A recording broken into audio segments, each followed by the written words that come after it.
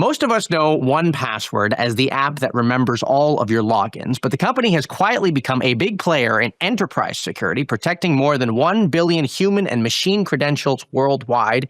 Here to talk about how the company is evolving in the AI era and where security is headed next is 1Password CEO David Faugno. David, welcome to the show. It's great to have you here.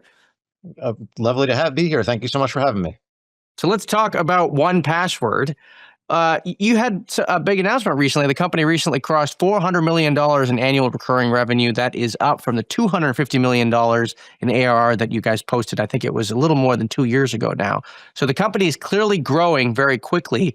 Where has the growth been coming from as of late? As you mentioned in your intro, we've really started to be focused on and really helping solve identity and access security challenges in the enterprise. And so we've now got 180,000 business customers. While we're known as a consumer application, we have millions of very, very loyal consumer users. 180,000 businesses trust us to help protect them as the world changes. And AI is introducing a lot of new challenges for those organizations. And we're at a wonderful point to be able to leverage kind of what got us here in order to be able to protect our customers as they embrace these technologies going forward. Now, the company last raised money in 2022, is that right? Yes, that's right. And I know the company is generating a ton of free cash flow. 2022 was a long time ago, though. Is the company raising it all right now? No, we've recently announced a small secondary liquidity activity for some long tenured employees and some founder liquidity, bringing in some great partners to help us on the next leg of the journey. But as you said, the company's very profitable. We've got a lot of money in the bank, so we're really just focused on solving challenges for our customers and making sure that the trust that they've instilled in us, we can bring that trust to where they need us as they start to adopt these artificial intelligence oriented tools. Right. Talk to me about the company's integration with browsers. I know you guys have partnered with Perplexity to integrate that into their new Comet browser.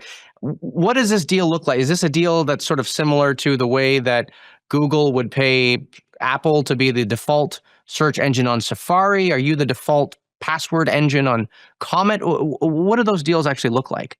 No, so our strategy here is we have the world's most trusted credential vault, and 80+% of the bad things that happen are from compromised credentials. We really want to just be that trust layer for all of the new emerging AI-oriented browsers, and whether that's the headless browsers, you'll notice we released a capability called Secure Agentic Autofill with a headless browser company called BrowserBase, or whether it's with Perplexity as a launch partner, or even supporting our customers that are using the Atlas browser from OpenAI. And so we've worked with all those parties to make sure that our customers can utilize those tools and still access their secrets in a fully encrypted, secure way without handing over raw credentials to the models or the browsers themselves.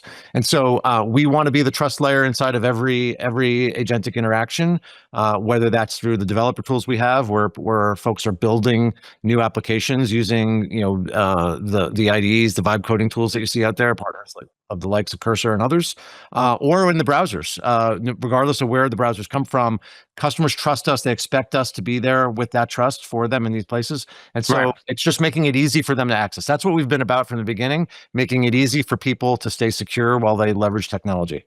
I am curious with respect to browsers, since you're playing in that space a little bit, or at least paying attention to it with your partnerships and stuff like that. Where do you see the browser space going? Chrome has such tremendous market share, as does Safari. There's a couple of big fish out there, and now we have this emergence of all these AI-powered browsers.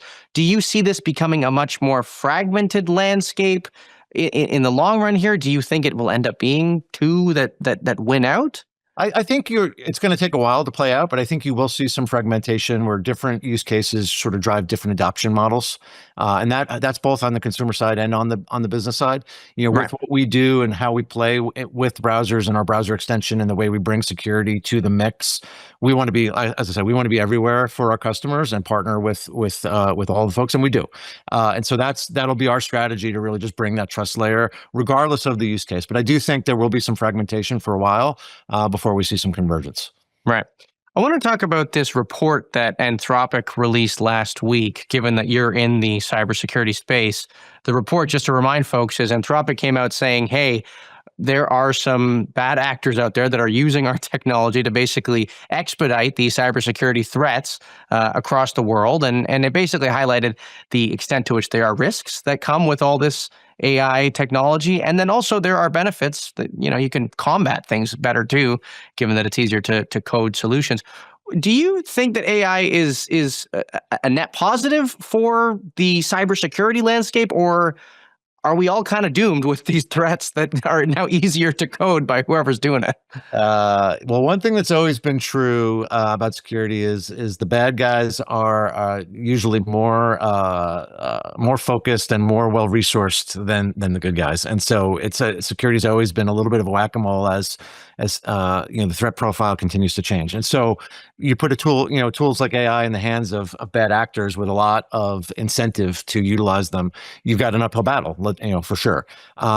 Vendors are going to leverage AI internally to improve the capability to fight back. But again, it's an ongoing battle between the good and the evil. I think that what Anthropic's announcement shows is that the threat landscape is really changed, and will change pretty dramatically going forward. Not only for something that was such a large scale, fully automated cyber attack like the one that they pointed to, but think about less high profile targets where now, because of AI, very sophisticated social engineering can happen at scale, very, very low cost, without much human interaction. And so, again, we need to be, as 1Password, in the middle of these transactions where we can secure credentials, because again, credentials are the place where most of the bad stuff's happening. Right. And so Right. making sure that people are taking their credential hygiene seriously at every layer, not just for the largest systems at the largest companies, but all across the organization and for companies of every size, because social engineering can happen extraordinarily sophisticated manner, very, very effectively because of what AI can do. And so we need to fight back. Can I ask a question about product development and cybersecurity? Because it's something I've always been curious about. I don't really know how product development goes in cybersecurity land, mostly because if I think about what it's in response to, or what's it protecting against, it's largely against threats. And so I wonder, I guess what I'm trying to get at is, customer research, right? When people develop these products, you go to your customer, you ask them, well, what do you want?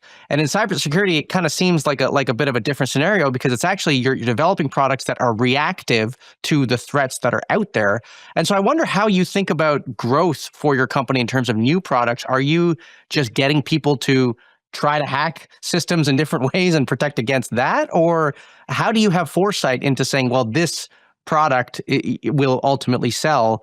I wonder. Yeah. So, in our case, we're built on the premise that we have zero knowledge base in our approach to security. So your credentials, if you're a 1Password customer, we can never see. And we go through extraordinary lengths to make sure that your credentials are yours, and we can't see them, and the bad guys can't get to them as well. And so we take that element, that core, and we build around capabilities to make it useful in a proactive way, as you mentioned. So if you think about identity and access management broadly as a category, people want to have access to resources that can help them be more productive in their day.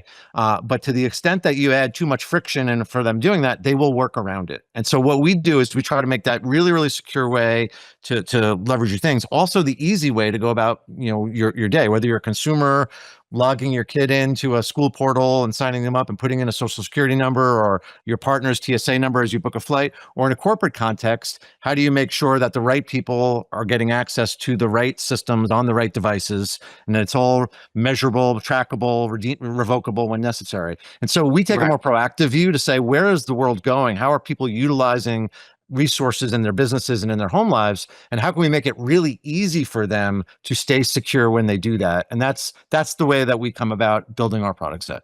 Great. Well, David, I want to thank you for coming on the show. It was a great conversation, and we look forward to having you back on soon. Really appreciate it.